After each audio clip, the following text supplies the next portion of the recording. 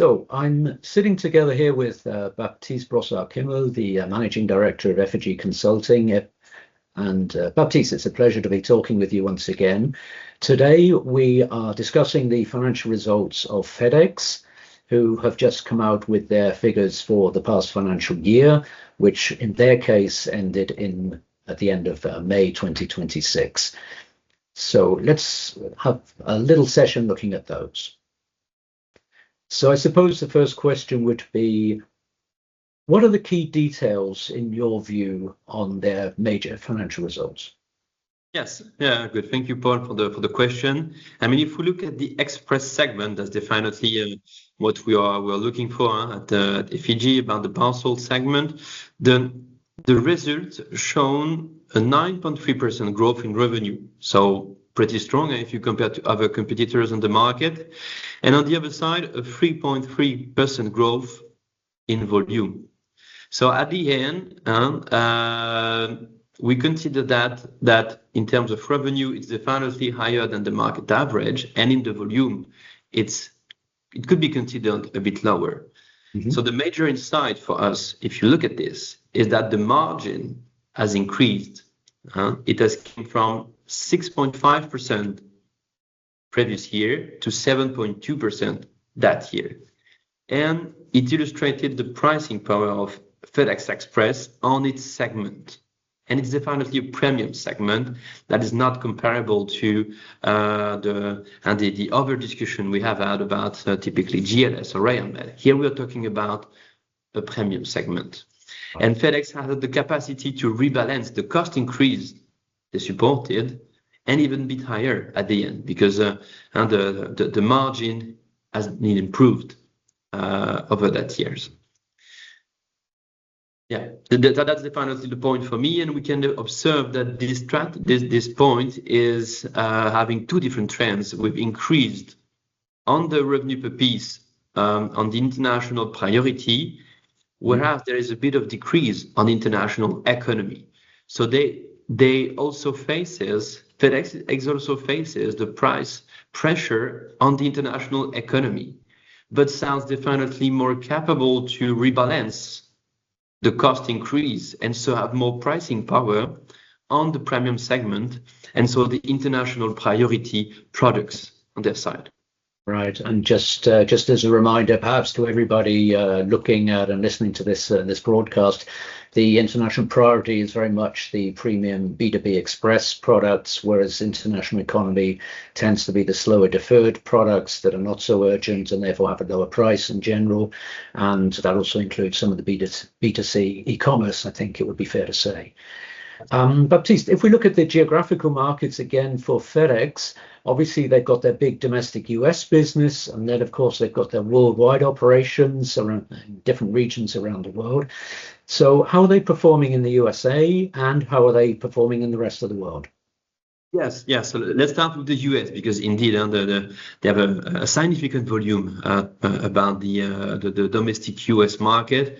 And if we talk about the US, FedEx Express segment has grown by 4.5% on its domestic volume in the US, which is pretty fair and pretty aligned with the overall market average we are estimating for 25 in the US. For now, we estimate there is a limited impact of the new partnership with Amazon in 25. So we can expect a bit higher in 26. If we look at the rest of Europe, FedEx is at some point facing issues with what they call the international domestic. So typically it's the domestic market outside of the US. Here with a decrease of 4.3. But it's definitely illustrated with the strategy, and they largely communicated on that FedEx Express is limiting their exposure to low margin shipments and will now focus on premium B2B shipment and B2C shipments with higher margin. So I think it's visible on the figures.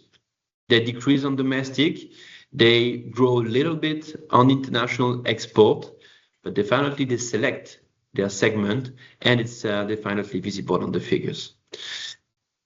If we compare the export figures to 24, the result is a bit under, but I mean, it's definitely explainable with the impact of the US trade lane. So FedEx Express is obviously strong on the US trade lanes with Europe, with the APAC zone, and definitely it has been impacted by the Trump tariff.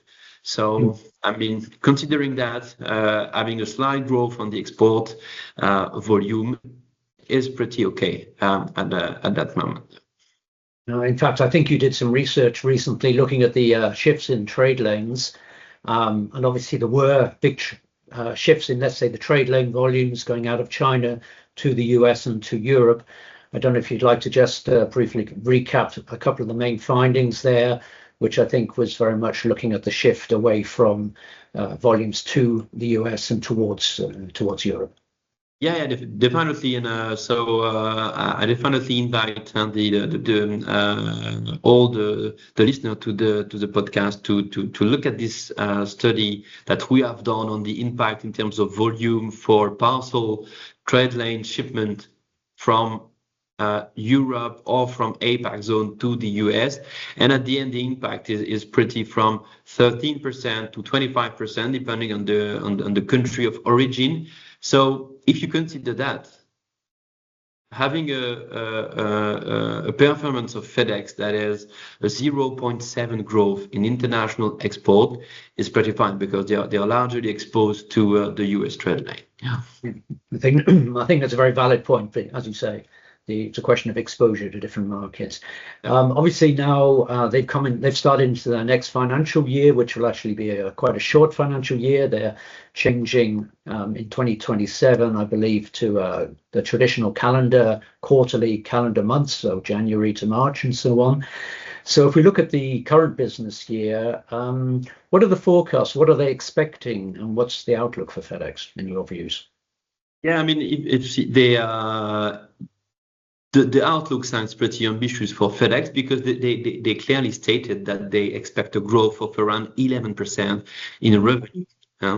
What is also a bit what we have to say once we say that the target is 11% is that they also explain that they managed pretty well to rebalance the cost increase of fuel related to the Middle East crisis already in the shipment rates. So it probably explain a little bit this revenue growth and once again their capacity to rebalance this cost increase in the revenue.